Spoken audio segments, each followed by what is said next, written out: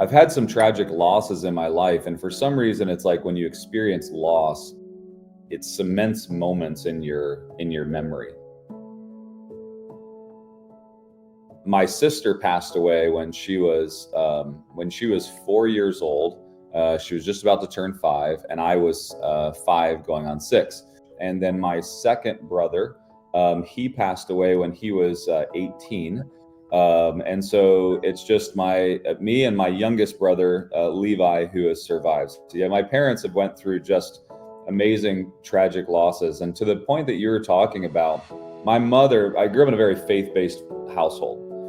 You know, it's like my parents gave me so many amazing gifts, but one of those gifts was through just such tragic loss, where I watched them live a life of gratitude and expectation, and like you said, abundance, an understanding of like, it's not about what we're losing, it's about all that we've gained through the experiences.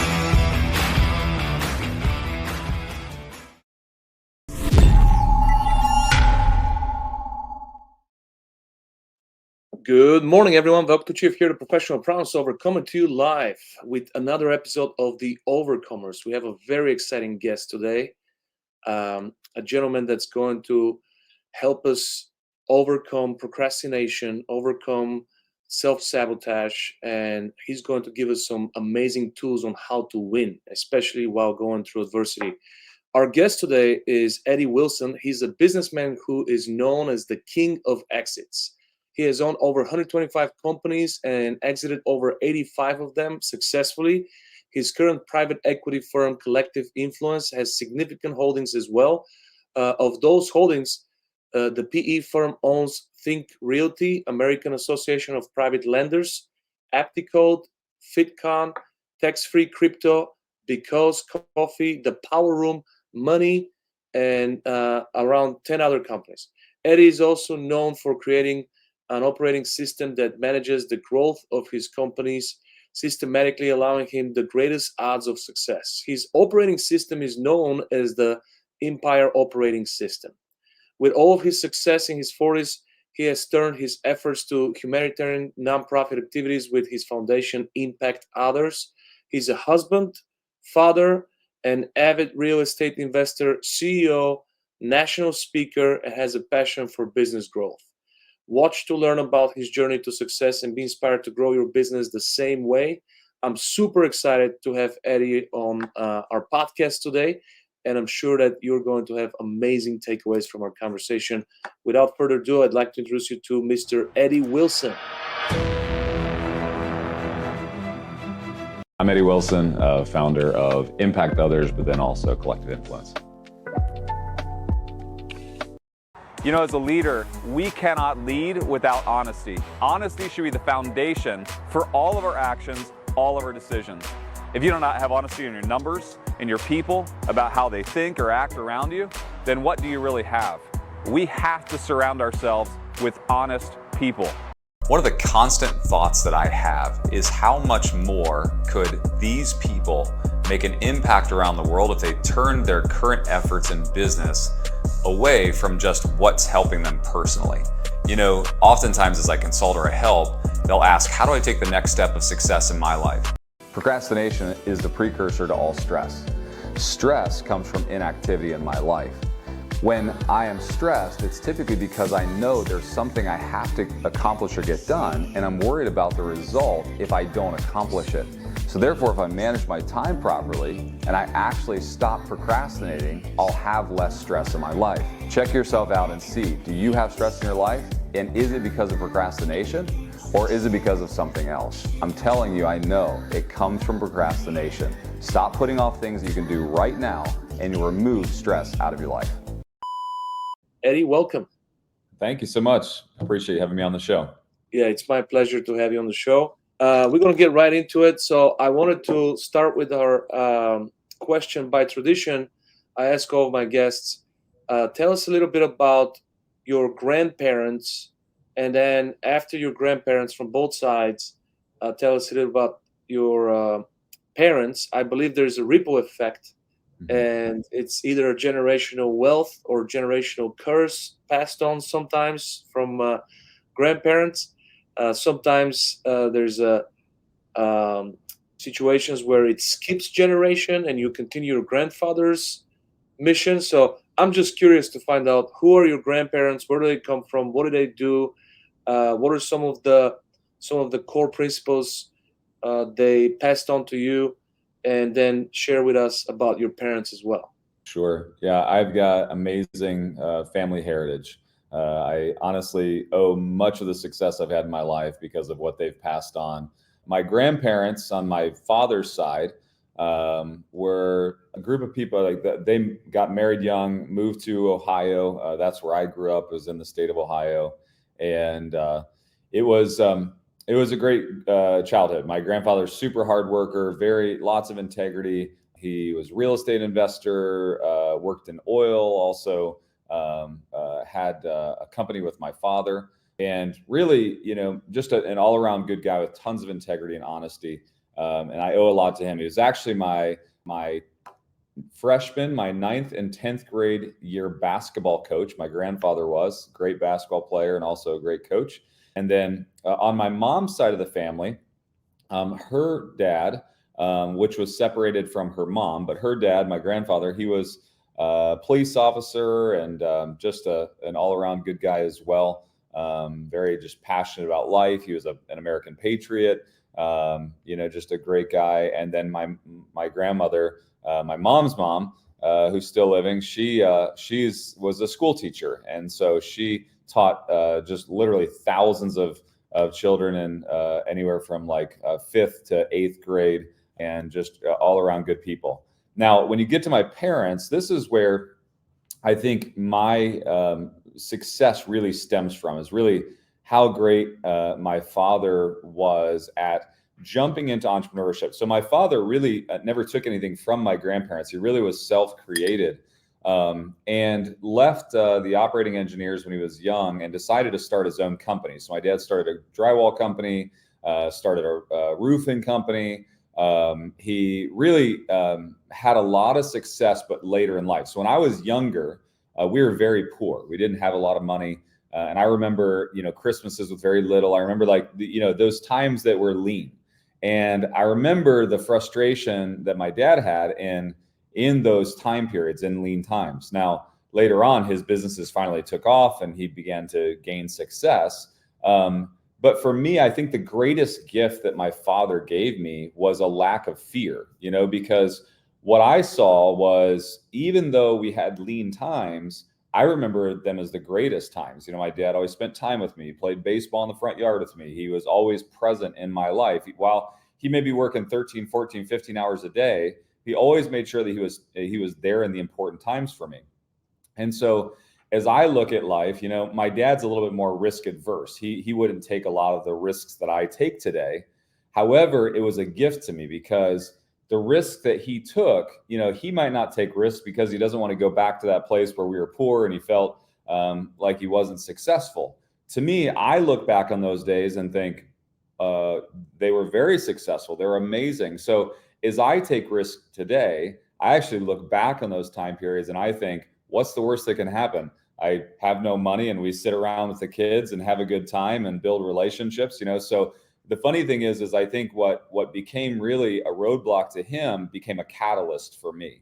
And so it was him fighting through all the entrepreneurial journeys that he was on, to push through that fear and, all that, liability that he was feeling, and he made it. And so for me, it's like he removed that fear and he gave me a clear pathway to success.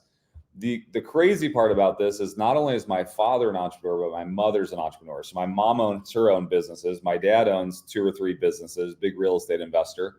And so when I say I'm blessed, I very much understand how blessed I am. Not blessed because my parents passed a lot of money or wealth or anything like that onto me, but those principles of endurance and the understanding, the relationship with winning came from my parents directly. Yeah, that's awesome. And it's good that he removes fear from you. I've had interesting relationship with my dad, and recently I realized that he never blamed anyone.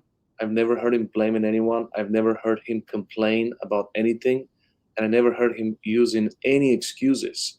And I realized, wow, that's worth such a tremendous respect. Now that I'm going through different stages of my life, also being a father, and I'm like, maybe he wasn't the richest, just like you. I grew up in humble beginnings, but he definitely had that character trait that it's worth respecting, and I feel like this is the biggest treasure I could learn from him. Sure, Um, absolutely. Tell me about your kids. You're a father? Father, I have three boys. I have a 22-year-old son that he got out of college 2 years ago now, and he has his own business. It just runs in the family. He has his own business. He actually lives in Texas. Super proud of him and what he's already accomplished in the first couple of years in business. He's very successful in his own right, doing very well. I have a 17-year-old that's a senior in high school, and then a 9-year-old that actually, he's still figuring out life. Yeah, that's awesome. So Good. And are you helping your 23-year-old with business advice or capital or things like that?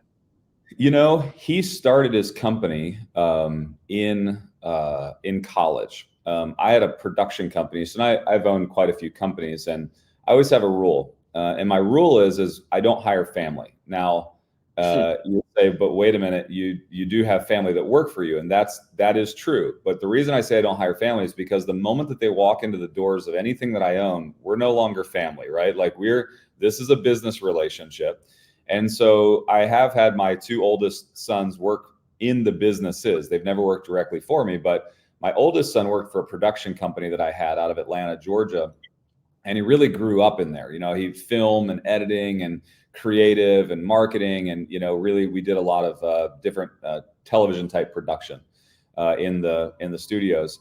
And he learned a lot, but he took that and he really parlayed that into success in his college years. So he actually started his own business in college. And so other than just a couple of times a year, he'll call me and ask me for advice on taxes or whatever. That's all I've really helped him with. The best gift I could give my kids is to hold them at a high expectation of performance, not let them, find success without it truly being success, inside of the businesses, and then really push them out on their own to find it themselves. And so he's never asked one time for money. As a matter of fact, he paid for a lot of his college because he was doing well. And for me, that's how the world works. It's like very few people are going to give you anything. And so when we just give our children everything, we just teach them a contrary system to how the world's operating system works. And so I try to replicate in the home so much of what their experience is going to be in real life at an early age. Like simple things like this. I'll put a list of things I don't give my kids a lot of money, but I'll put list of things on the refrigerator that say, hey, sweep the garage, $10, pressure wash the back deck, $20, clean the pool, $10. And I'll put them on there and I will pay them to do work around the house, and they can self-select the jobs that they want if they want to go earn money, because that's how the world systems work. It's like, if you want to go get something, then you better learn to earn it. You better learn how to earn. And so even my 9-year-old, understands that if he wants a video game, he's probably got to go sweep the garage, or he's got to pick one of the tasks that's going to pay money. Because I think sometimes we teach our children the opposite of, it's contrary to what they experience the moment they leave the home. And so I try to replicate kind of the world's operating system inside of the home so that it's not some big shock for them once they get outside of it. Yeah, I grew up with fear of loss. My dad was always if you don't do this, I'll take this away. Mhm. And I hated it. And I was thinking as a kid, one day when I have kids, I'll give them everything. Yeah. Realize that's a huge curse to give Yeah. everything to your kids. So I started to implement hope to gain, Mhm. similar to what you did. And now my daughter has thousands of dollars in her piggy bank, and she has a little wallet. And we went out the other day, and she just pulled out the money and she put it right back. And I was like, what do you want? Let me get it for you. What's going on? Oh, I was gonna get this, but you know what? It's not worth it. Yeah. So they when they have their own money, it's harder for them to blow it, Right. and it's really the way to go. Mhm. So I'm definitely leaving all of my money for my favorite charity, for my mission. So my kids are not getting any financial inheritance from it. They know that. That's But if fun. I can teach them to live in a state of abundance and get their own, that will be the best thing I can pass on. I agree. So we're on the same page there. Tell me about your first conscious moment when you realized you're a human being and you had a experience where of awareness. How old were you? When did you first realize, oh, I exist? I exist. That's a great question. I've had some tragic losses in my life, and for some reason, it's like when you experience loss, it cements moments in your memory. So my sister passed away when she was 4 years old. She was just about to turn 5, and I was 5 going on 6. And so I remember, like, consciously, it was about 2 years old. I remember leaning over the crib, and I remember looking at her. And I remember she had on like this white hat of some kind. And that is my first earliest memory. I remember, but I remember it very vividly. I remember like her lips were a pink color. I remember her skin. I remember the blanket that she had. And I remember she was like an infant, and I was probably 2. And it's like, and because my sister passed away, it was like I never wanted to lose memories of her at a young age, and so from that moment on, I have such a vivid memory of everything, like certain toys we played with, how we played, her voice. It's like, and those tragic moments of loss just cement those things in your mind. It's like a vault that they just never leave. But my first memory is definitely one of like looking over the crib at her as an infant. Wow, that is tragic, and I'm sure it was definitely tough for your parents. Is this the only sibling you had, or? So there were 4 of us, and my the second sibling, my sister Rebecca, she passed away at a young age, and then my second brother, he passed away when he was 18, and so it's just me and my youngest brother Levi who has survived. So yeah, my parents have went through just amazing tragic losses, and to the point that you were talking about, my mother. I grew up in a very faith-based household, and my mom, through the most tragic circumstances, always would say to me things like this: Eddie, there is good in everything, and we need to learn to be thankful and grateful for all experiences in our life.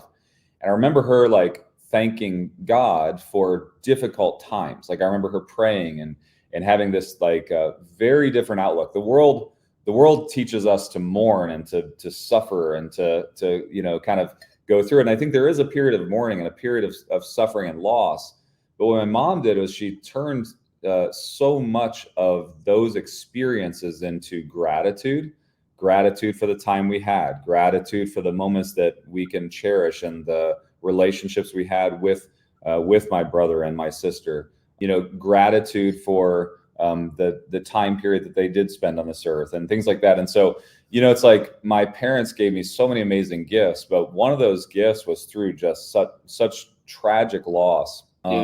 Where I watched them live a life of gratitude and expectation, and like you said, abundance, an understanding of like, it's not about what we're losing, it's about all that we've gained through the experiences. This is such an intelligent and mature way to look at tragic.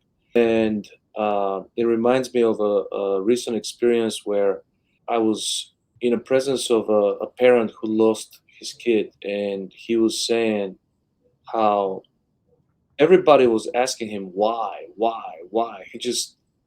His mind was blowing up with this why question. And he was like, for me, it's like, what now?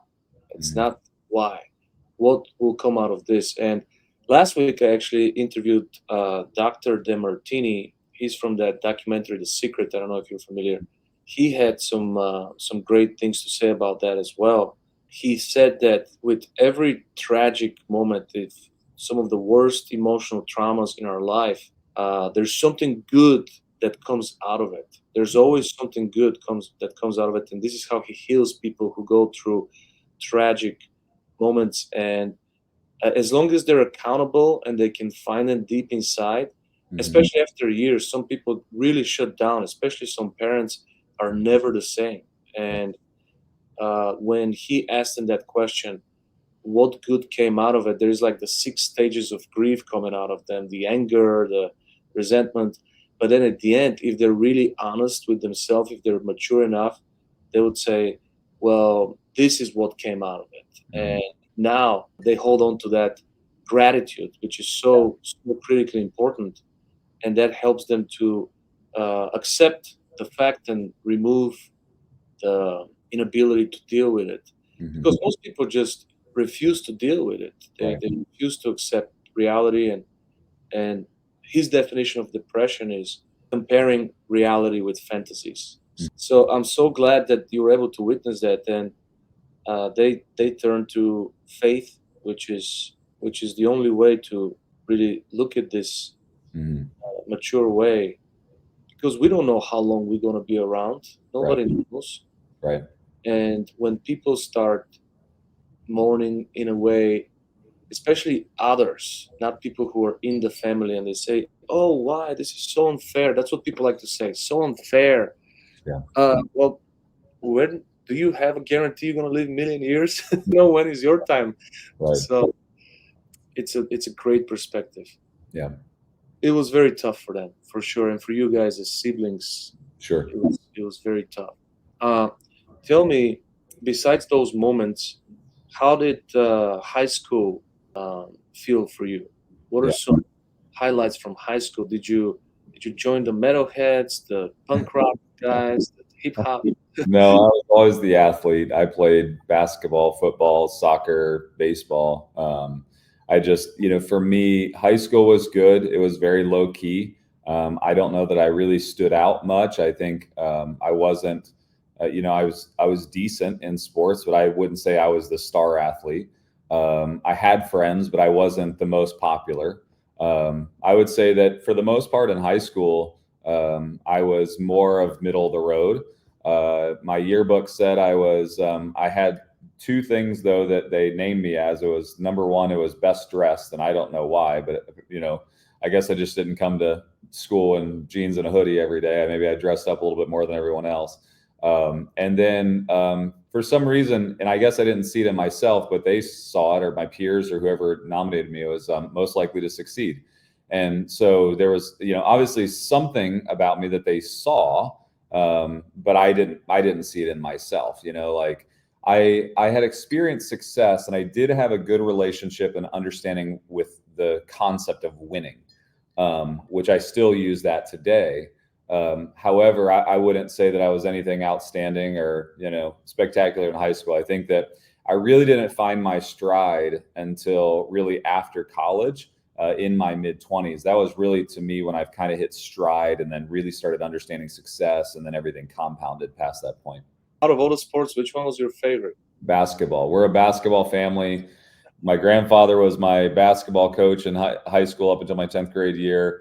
My dad loves basketball. My kids love basketball. I love football, but we're a basketball family. So Jordan or LeBron? Jordan. Yeah. And the crazy part is I grew up in Akron, Ohio. So, Oh yeah. LeBron was, king in Akron, and my brother's high school played against LeBron's high school and stuff. But yeah, I'm a Jordan fan. Nobody could ever convince me that he's not the GOAT. Yeah. Well, maybe because we're so close to leadership. I've seen both of them play, and um, just LeBron just lacks that leadership, like that intensity. Like everyone around Jordan was like submissive because they trusted him. He can get them out. He can win for them. Yeah. So I think LeBron is an incredible athlete. I Oh, think yeah. incredible talent. I think he's a once in a lifetime talent. But when you compare him to Michael Jordan, it just, there's an edge that Jordan has every time, and he has it on every person. The stories and the documentary that came out during COVID was incredible, just to see a little bit into his life. And LeBron just doesn't have that edge. He just doesn't have it. In Chicago, people get offended when they were asked that question. Oh, I believe it. So tell me about your first love. Yeah, that's interesting. I'm in my 40s, and you go through these phases of life, right? Where you wonder who you really loved, what love really is. It's like, for me, it's like this constant definition and redefining of like, what is love? We purchased a company, ironically, here recently called SEAL Team Leaders. And the reason I purchased that company was because we had the guy that owned the company led SEAL Team 3, and I wanted him on my staff so bad. Well, the only way I could get him on my staff was to buy his company. So I bought his company, and now he's chief of staff, and he runs special projects. But one thing that he does is he helps our leaders break through trauma barriers in their life, where the subconscious begins to limit them.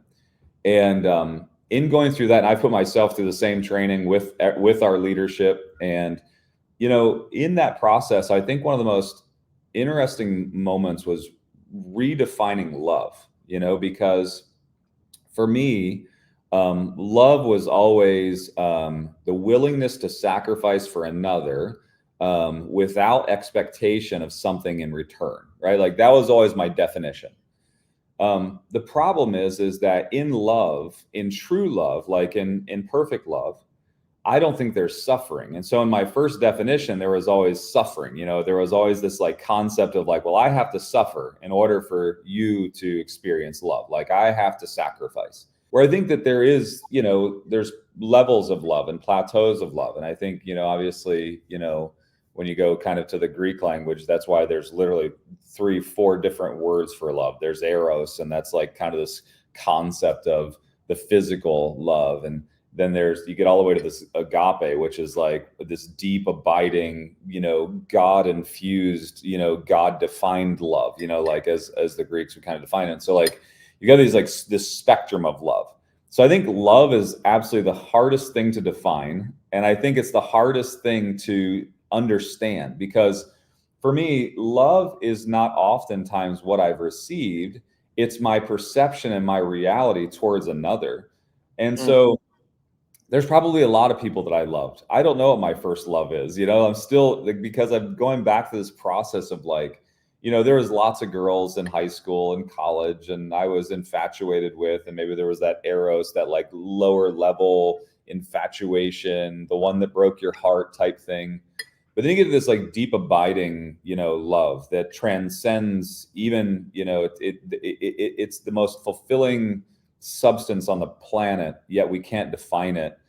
And, now I'm looking at all my relationships and wondering how to expand that love, both in omnidirectional, from me to them, from them to me, and deepening those relationships. And so I think that is the hardest question you'll ever ask. It's so crazy because for many years, I have had the same exact definition. Love is sacrifice. Love is sacrifice. But recently, I believe that sacrifice is easy, obedience is hard. So now it's more of a responsibility, more of an acceptance thing, Yeah. and not so much sacrifice, because everybody can say like I try to help some people with my passion was before to help homeless people and people who are not doing well. And what I found that there is a lot of entitlement, a lot of pride, a lot of arrogance, and they all would pull the suicide card. I'd rather be dead. And Right. I realized, you know what? Everybody can be dead. Everybody can pull the plug. That's easy. That's taking the easy road to sacrifice yourself. But it's hard to start building some good habits that will get you out of here. Yeah. That's what you're not willing to do too. And that's when you truly experience self-love, when you start investing in those daily habits that are actually transforming you. And I think sometimes that could be translated to the people we love, and commit to doing some things for them. Yeah. Like my daughter is 12 and I just had a son. He's 3 months old. So I'm taking completely different approach for my son already. And I sacrifice so much to be out there hustling and grinding, instead of, spending more time with her and being the parent that I wanted to be. So I have a problem with sacrifice nowadays. Yeah. So, but for many, many years, I had exactly the same definition as you. Love is sacrifice. And this guy, De Martini, that I interviewed last week, he said everything is love. The good, the bad, the ugly, the trauma, it's all part of love. Because his problem, he was dyslexic, and they labeled him as stupid early on, and he couldn't read and stuff like that. So he is most grateful to the teacher who told him you'll never be amount to anything, because it led him to all this great success. So, and this is, some people would, completely shut down and blame that teacher for the rest of their life. Right. So this is awesome. Tell me about your biggest challenge in business. But before we go there, how did it all start? 125 companies. How did your first business start? And did it flourish right away? Because if I'm doing the math, 125 companies, that's a lot of time. Most businesses fail in the first 10 years. Yeah. And yours not only didn't fail, but you were able to sell them for profit. So tell me how it all started. Yeah, the journey really began in my early 20s. I was managing television and radio stations. I came out of broadcasting school and ended up, I always thought I was going to be on TV, and I was in the beginning, but it didn't pay very well. So I went into the management side and started managing TV and radio stations at a very, very young age. It's very serendipitous how most of that happened, and maybe ordained, I'm not sure. But anyway, so I feel like I went into that, and through some of those successes, I started an advertising agency, and that advertising agency really did have success. Off the bat, it actually made a lot of money. We did really, really well. And I began to learn that I sold that company, and began to learn that, people will pay exponential values on companies, that if I can build them a very certain way, they'll value them more than the revenue that I have today. And I essentially can take back years of my life. So I don't have to operate this business. So like oftentimes you hear somebody talking about selling a business, they'll say, well, it's a 4X or a 5X, or there's a multiple, right? I look at those multiples as years. It's like I'm oftentimes measuring my life by the time that it takes to do things. Another great gift my dad gave me is, he said, if time's your most valuable asset, then start managing your time rather than manage your money. You should have more time. You should spend more time on your schedule than you do on your bank account. And he did that through a lot of different ways. Instead of I bought my first car. I said, Dad, I want to buy this car. And he said, well, how much is it? And I said, well, it was $1,800. And he said, no, it's not $1,800. He said, you make $5 an hour, divide that by how many hours a week you get right now currently. He was like, so are you willing to give whatever it was, like 3 years of your life away for that vehicle? You're exchanging time for that asset. You're not exchanging dollars for that asset. And so he did that to me all throughout my life. So I have a very good relationship with time. So when I began to build companies with value, and the first one, when, we get so, we create identity in our work. And so most people in that identity will attach to that business or that thing. and it becomes them, right? Well, my first business, it very much was who I was. It was named after me. My company was named after me. And when somebody began to look at buying it, first thing I thought was I wanted to resist it because it brought me safety and it brought me longevity and it brought me a future. But my relationship with time said, if I could sell this for 4 or 5 times what I'm currently buying or what I'm doing today, like EBITDA, or, like, let's just say net profit, that means I get to have the next 4 years of my life back in this singular moment that I could then go do something else with, because I don't have to operate this business for 4 or 5 years to gain the profit that I would. So that's how I made my first decision in selling that company. Then I realized I could actually architect this so that I could exponentially speed up my outcome. So instead of running and owning businesses like most people do, I run them and I own them, but I build them for exponential value so that I can exit from those businesses, so that I can essentially speed up time by giving back to me what I wouldn't receive for 5, 10, I've had businesses that have exited for 28 times, not earnings, but EBITDA. And that means I got 28 years worth of my life back. I didn't have to operate that business for 28 years to get that revenue off of it, right? And so, like, for me, I'm constantly looking at my relationship with time, and that's what's actually caused this catalyst to continue to exit these businesses. So yes, my first business was fairly successful. It took me about 1.5 years to get it off the ground. It really was a success because of my success in radio and television, because a lot of the clients that I met during my W-2 job. And that allowed me to kind of transition into that. It was the lack of fear that I had to step out by faith that my dad gave me, because I didn't care if I succeeded or failed. I wanted to go after something greater. And then it was just this snowball effect, so you get to this place where you began to figure out who you are in business. I didn't figure that out until I was, probably in my 30s. I understood certain components. Then I realized, like, oh, this is who I am. This is what I'm created for. This is what I'm great at. Right. And now I understand it and I speed it up. I have had a lot of success in the last 10 years because I very much understand who I am. Yeah. Your superpower now. Mm-hmm. But let's talk about some failure. Your first business. Yeah. How did you start it, and what was the biggest challenge? What was it? Was it the accounting part, the sales part, the marketing part, the staffing, or was it one-man show? Yeah. What was the business about? The business, so the first business I had was an advertising agency called the Wilson Group. That the hardest part for me is always people. I think business is easy. I think business is really science.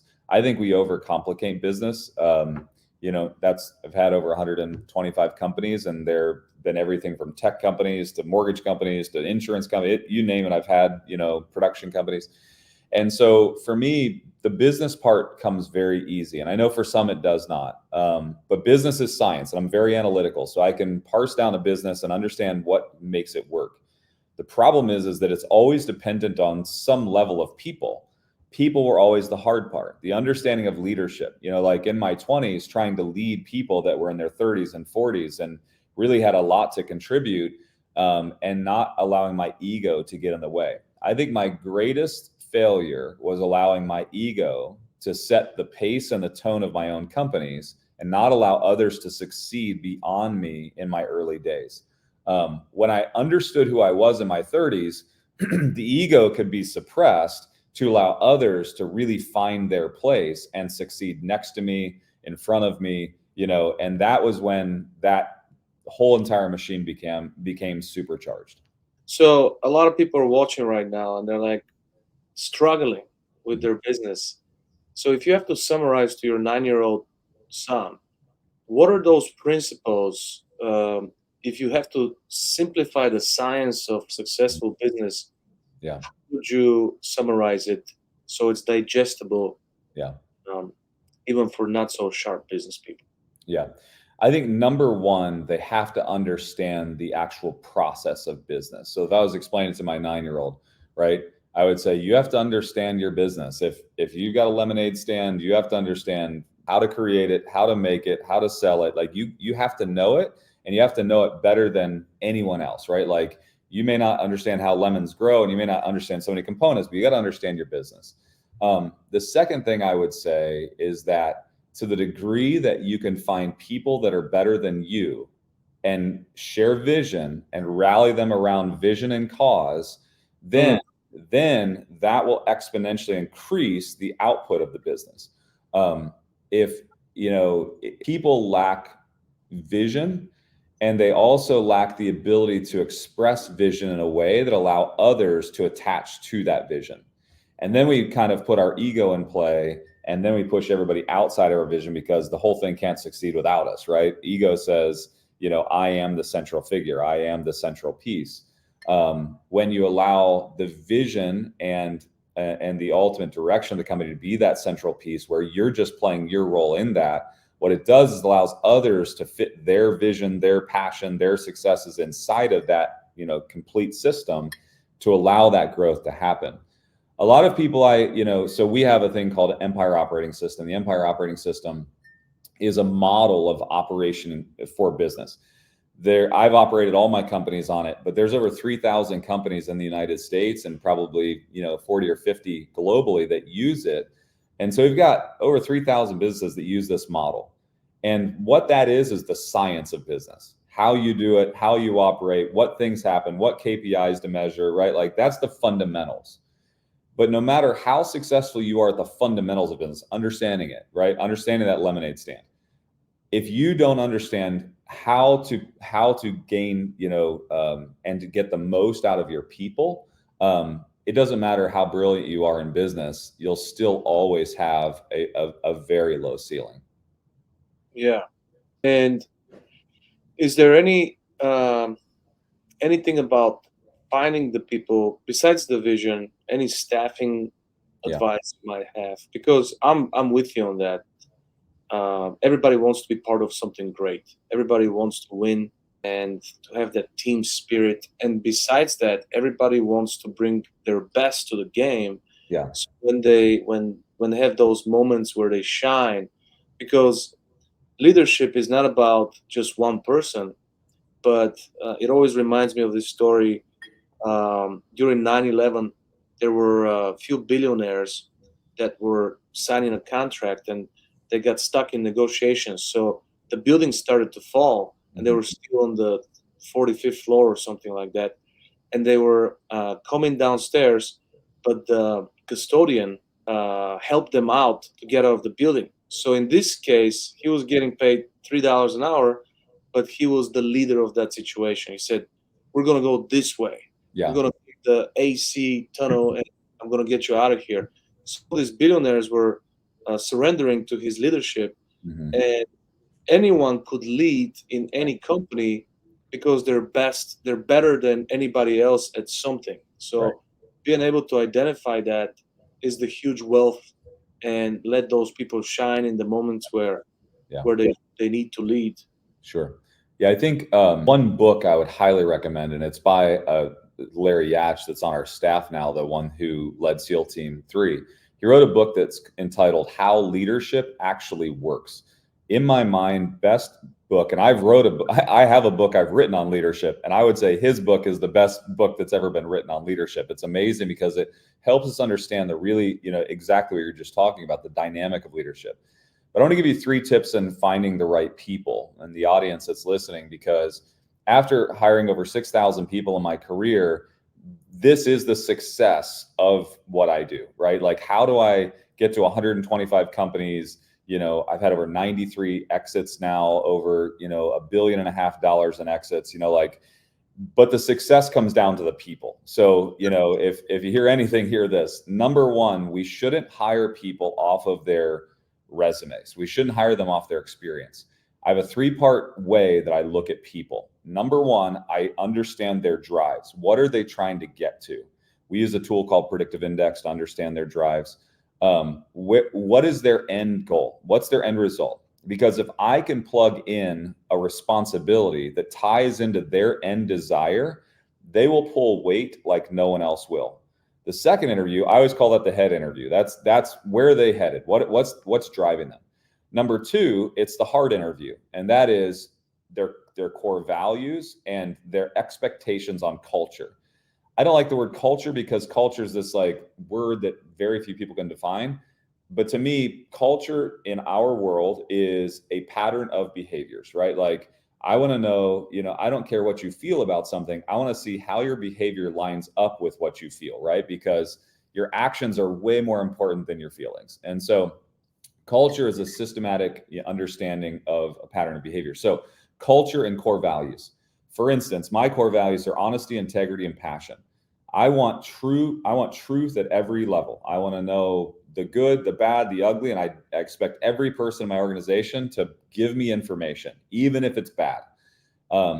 Honesty, integrity, do the right thing when no one's looking, right? Like, come to work and understand that some days you're not going to be governed and you still should perform at your highest level. And we should expect the highest outcome from you, right? Without somebody looking over your shoulder. Lastly, passion, I say, because it's a nicer word than saying I don't like laziness. I want somebody to come to work every single day self-motivated. I don't want to spend my entire life motivating people. What I want to do is find motivated people and align them with their drives, make sure our core values line up, and then organize them. Their resume is the least important thing for me, because if I go back to that lemonade stand, the more I understand the business, the more I can replicate people in the business. I don't necessarily care about all their experience. If I understand the business, or I have people in my business that understands the business, I can replicate those processes, systemize, and I can plug people into them. Oftentimes entrepreneurs, what they do is they get enamored with themselves. Again, go back to ego. So the reason this company is great is because of me. And so therefore, what I have to do is go hire a little me, and I'm going to put him in this business, and then I'm going to exponentially increase my output, right? Because I'm the biggest producer in the company. So I'm just going to go hire someone like me. Most entrepreneurs look at business that way. The problem with that is you create messes, right? Like, most visionaries, high level, people are going to create messes. They're going to create issues. And the thing is the harder we drive, the more issues we create. We have to hire people that not oppose us, but build us up and help us grow and make us more well-rounded. And so, we go in, we've got about 80 coaches on Empire that go into businesses all the time. And I talk to the coaches a lot, and I'm like, tell me what you see in the businesses that you're coaching right now. And so many times they'll say, when it comes to these businesses, what happens is that the owner will replicate himself over and over and over again. Out of his ego, he just sees the best in the people that look similar to him or her. And then they hire that person. And then what they do is they actually exponentially increase the problems that they create themselves. They're like, what we see is whatever the visionary is that they don't hire right, what they do is they just create compounding problems. It's why, the Small Business Association said that less than 1% of businesses in America will ever reach the $5 million plateau. 1%. So 99% of people that are running a business today are never getting to that $5 million plateau. And the reason is because they are creating a ceiling by rehiring themselves over and over again, or hiring people off of their previous experience, rather than hiring them the right way, right? That's my greatest tip. And then one last thing on that, and that is I only hire people that have a good relationship with winning. You talk about a lot about overcoming the problems and issues in our life. The thing is I only want to hire somebody who understands deeply how they have overcome. If I load my team up with people who yet to have overcome their issues, yet to have overcome and stood on the mountaintop, they don't have a relationship with winning. So a question we ask all the time in interviews is, tell me about something you've won in your life. I don't care if it's a 5th grade spelling bee. I don't care if it's a basketball game. I want to know, because there's something about winning that goes back, and in our subconscious, it seats this emotion that if we can tie it back in, then we see a parallel. It's like, for me, I know those moments of winning. And in the end, that's why winners win, is they tie back to the emotions, they tie back into the mindset, and then they replicate it over and over again. I won my 3rd grade spelling bee, that was a big day for me. I won my 8th grade basketball championship, right? on and on. I was, top 40 under 40 entrepreneurs. I was the most, the largest the youngest general manager of a major market television radio station in history, right? Like I have all these like moments of winning. And in my mind, it's like what I do is every time I get in a situation, I'm pairing back to that moment where I overcame whatever it was. People have a really bad relationship with fear, and that fear prevents them from winning. Mindset is, in my opinion, 95% of what it takes to win. Yeah. It's not that I was better, greater, and really, we talk about Michael Jordan. Do I think Michael Jordan is a better athlete than LeBron James? No. LeBron James has a more superior body, a stronger muscular frame. He's built for longevity, and he has created that. Is Michael Jordan a stronger winner? Does he have a better relationship with winning than LeBron James? Yes, absolutely. I believe that the reason that Michael Jordan is the greatest basketball player of all time and probably ever will be is because of the mindset he carried into that time where there's a competitive nature. It had nothing to do with his actual physical ability. Yes, he was blessed. I mean, the guy was amazing, but he's 6'6" and built for basketball. But in the end, there's a lot of guys that are 6'6" and built for basketball, Yeah. Well, he was obsessed with winning. He was Yeah. like highly competitive. Yeah. So Navy SEALs, you mentioned the book, and I'm definitely getting that book after this. Navy SEALs have a very interesting way of adding people to their team, and they don't look at skill as much as they look at trust. Right. Because in those critical moments, they want to be surrounded by somebody they could trust. So if you're 0 to 10, they would rather get 0 skill and 10 trust than 10 skill and 0 trust, or 5 trust. So the only thing they look at is trust. The skill you're going to learn on the boot camp. And then you mentioned culture is a hard thing to define. And I work with a lot of business leaders, and when they say we want to change our culture, Yeah. I see exactly the same problem. You've hired mini-me's, and there's only one way street here. There's only one way of doing things. Right. No one's challenging you. You're a dictator. And how do you want to grow? But I have an acronym for culture that I use, and the C stands for choice. If people are there because they choose, like in high school, you choose to join certain groups, certain social groups, then you join them. A few months later, you look just like them, and you don't allow any other groups to mix. It's hard to mix with groups. Yeah. Then the U stands for unity without uniformity. So that's what the leaders you're talking about, they make mistake with uniformity and expecting everybody to be like them. L is love always wins.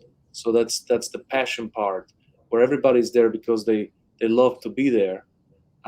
T is truth without a twist. And you mentioned that's critical for you. Tell me the truth so we can fix the problem. Don't minimize it. Don't make it worse than what it is, or don't give me all the details. Yeah. So truth without a twist is critical. Then the other U is unoffended. In business, there's some heated battles. I'm sure that Belichick wasn't politically correct in that half when they were losing, and then they came out and won. So unoffended means being able to separate both and understand when the heated battle requires some tough language. And R is real, and E is empowerment. Allow everybody to empower the culture. Allow the janitor to call out the CEO, hey, that's not what we do. These are not our values. So I think, this is my acronym, but I like it. It aligns with everything you just said. So I was just getting excited as you were going with that. And I'm like, oh yeah, that's how we can define it. Your definition is great as well. Tell me, if you can go back to any moment in your life and you have a chance, you've seen Back to the Future probably, right? Yeah. And you have a chance to go back to whatever year. And I mean, the way Google and Apple are going, we're probably going to have that time machine soon, selling DeLoreans. Yeah. You can go back to any moment in your life and you can either edit it or just experience it with the wisdom you have now. Yeah. Which moment would you go back to? Yeah. There's a biblical principle that says that it's better to go to the house of mourning than to the house of feasting, because there's more to be learned when you're mourning or you're in sorrow. You know, my mom used to use this a lot in my life when we would struggle because of the loss of my sister or brother, and to learn from that, right? I would go back to the funeral service of my sister, and I would just experience it one more time. I know that seems maybe a little bit morbid, but I was 6 years old. I very much vividly remember, because my sister passed away at such a young age and it was tragic, 1,000+ people coming through that line to hug my parents and see my sister and all of that stuff. And I would go back to that moment, mainly because I think that is the moment I think that's the moment that created all of my success. I think there are so many other things, but I would go back there because to experience the moment that I believe changed my trajectory forever, and there's crazy moments, right? Like the birth of my children and weddings. It's like all of those moments, like are amazing. And I would love to experience them all again. Like I lacked presence until I was really in my 30s. Like I just was trying to crush life and win and work hard and stuff like that. And there's probably a million moments between 0 and 30 years old that I'd love to just go back and experience one more time. In my 30s, I began to understand my relationship with being present and understanding and absorbing the energy in the moment and experiencing a win or a loss. That relationship, I feel like I'm on that journey and I'm experiencing more. But to go back to that moment that really defined me, like that moment that was the most difficult moment of my entire life, but to process it one more time, just understand it. I think that, I probably processed it as best as I could at 6 years old, but I think to stand there and understand at my age today, what was going on there, the impact that she made, the impact that my parents made, watch how my parents handled that so successfully, how they helped me process it, where it didn't become a seated trauma that I lived my life in spite of. It became a moment and a catalyst to live my life because of. Changed everything. And so to experience that would be pretty. Oh, thank you for sharing that. I read the Proverbs every single day, and based on the day, today is the Proverbs 17. So Proverbs 17 starts with, better is a dry morsel with quiet than a house full of feasting with strife. That's what you were quoting. Yeah. What's your relationship with God? For me, faith is everything. My parents, I grew up in a very faith-based household, but as I grew up, it was very much their faith. It was their church. It was their Bible. It was their understanding of God. And for me, it was my mid-20s when I had a massive amount of success and zero fulfillment. I was hugely successful, more money than I ever knew what to do with, more success than I had ever experienced. But in the end, it was like I lacked fulfillment in my life. And my dad and I had a conversation. He said, Eddie, I think that piece that you're missing is that hole that's inside of your life that can only be filled with a relationship with God. That came through the person in my life of Jesus Christ. And I've put my faith and trust in him. And that to me is the most important thing in my life. That has been a life changer for me, because in that now I can experience fulfillment, because another Bible verse, right? Ephesians 2:8 or 2:10 says, for we are his workmanship created in Christ Jesus unto good works. There's this path that I was created for. And without a relationship with God, I don't believe that I would ever understand truly what it is that I was called and created for. However, when I deepened that relationship, when I experienced that relationship, it illuminated this path in front of me that allowed me to take this journey that now is a journey that is extremely fulfilling. It's why we have the nonprofit. It's why we do everything we do. And, you know, all the exits, all the money, you know, really doesn't matter anymore because it doesn't bring fulfillment. You can get to the mountaintop and there's always another mountaintop. There's always a peak to go climb. But if you get to that mountaintop and you've made massive impact on other people's lives that can't be impacted in and of themselves, there's huge fulfillment in that. It's like you're talking about the homeless. We feed and educate about 4,000 children a day right now on feeding centers and orphanages around the world. Story. Children are not a 43-year-old who's not taking responsibility and is blaming his wife or his dad or somebody, you know. Yeah. I love children. Yeah, for sure. So it's like, for me, it's that's what it's all about. And it started with that understanding and relationship with God, and faith became the catalyst to everything that I do today. Yeah, this is awesome. I gave my life to Jesus during the lowest point of my life, and I had success in my career, and I ruined my relationships because of being so focused on that. So once when I was on the top of the mountain, I was lacking fulfillment the same way. Mhm. And real confidence comes from God. We could only do so much on our own. So how do you pastor at your own home? I believe, you know, a pastor is a shepherd.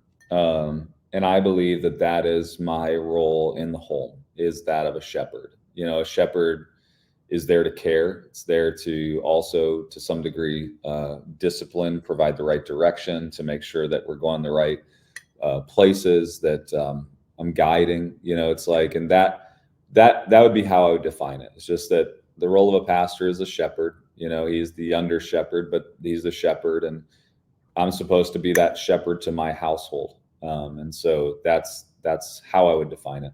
Do you have any structure that you follow on weekly basis or monthly basis or daily basis to that you do at home? Yes, As a we do. There's a lot of structure. I'm a structure guy. I mean, my businesses are structured, my home's structured, and really for us, we structure it off of time. You know, I'm very specific on how I use my time, but I'm also very specific and help my family understand how they use their time.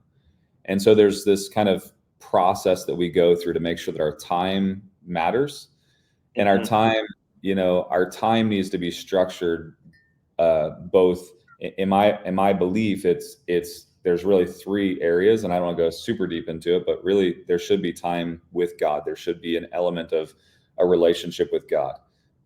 That's kind of the you know, the vertical.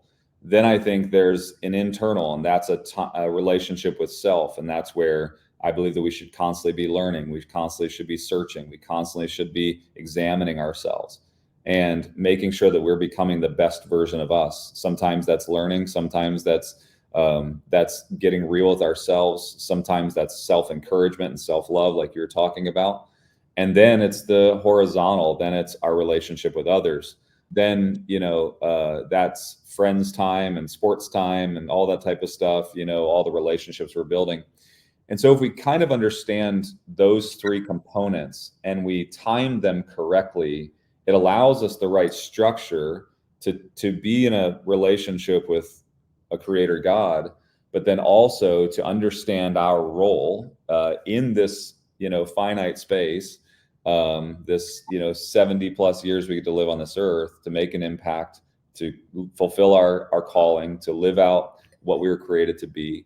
And then lastly, that relationship with others. And so if we kind of understand our time and the time that we can allocate to each, then we typically get all three correct. Yeah, that's precious. Well, what is your main charity about, and how can we help, as well as what is the final vision Yeah. of what will the perfect world look like if your charity really blows up? Yep. So we have two charities. The first nonprofit is called Impact Others. Impact Others has 4 pillars. It's feeding and educating children that are underprivileged around the world. It's the orphanages, that'd be pillar number 2, the orphanages where kids that don't have someone to care for them or a place to live.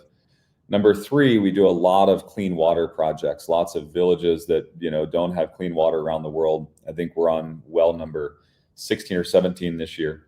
And then lastly, we build sustainable businesses. So we've got a sewing center in both Mexico and Nigeria, a taxi company in Ghana, West Africa, a water buffalo farm in India, a woodworking plant in Laos, on and on and on, about 14, 15 sustainable businesses we've created around the world that then give back to those communities to make sure that they're growing that ecosystem. That's the first nonprofit. The second nonprofit is called CMI, Christian Media International. I believe that every person in the world, whether they choose it or not, should have the ability to hear the gospel and be introduced to who God is. And we're in 108 countries today. There's about 3 billion people that have that opportunity to hear in about 42 different languages every single day around the world. And I believe that it has been such a massive impact on my own life that I would be remiss if I didn't take the resources I have and make sure that the rest of the world hears. So it's our goal that by 2028, 2029, that we have every single person in the entire world in their language under the sound of the gospel, primarily by television. We have a lot of digital outlets as well, but primarily by television, to make sure that the message that changed my life and changed the lives of so many people around me is at least presented to someone to make a choice. Wow.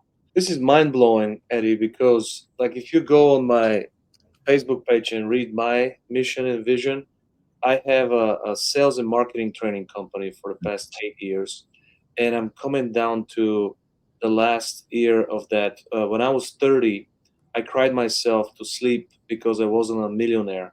Mm-hmm. And God showed up in my dream so vividly, so heavily, and kind of laid out my entire life to give me courage. So he broke it down to 10 years of doing this, offering alternative education that leads to complete freedom and leads to complete and thriving relationships.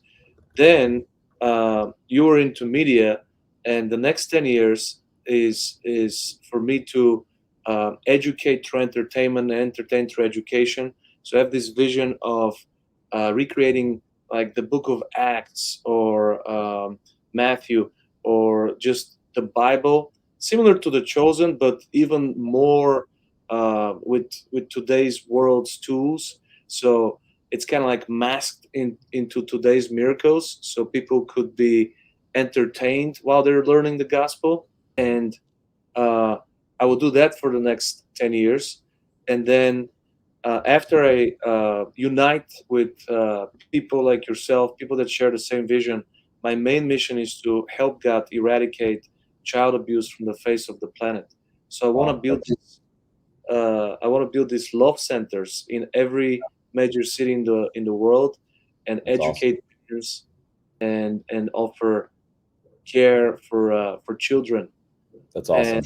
But I love everything you say. I am a supporter of this, and it's just incredible how much our vision aligns and our values. So it's been amazing talking to you. Thank you for being so generous with your time. It's been such a pleasure talking to you, and hopefully we can talk in the future and do something together for God's pleasure. I'm sure we will.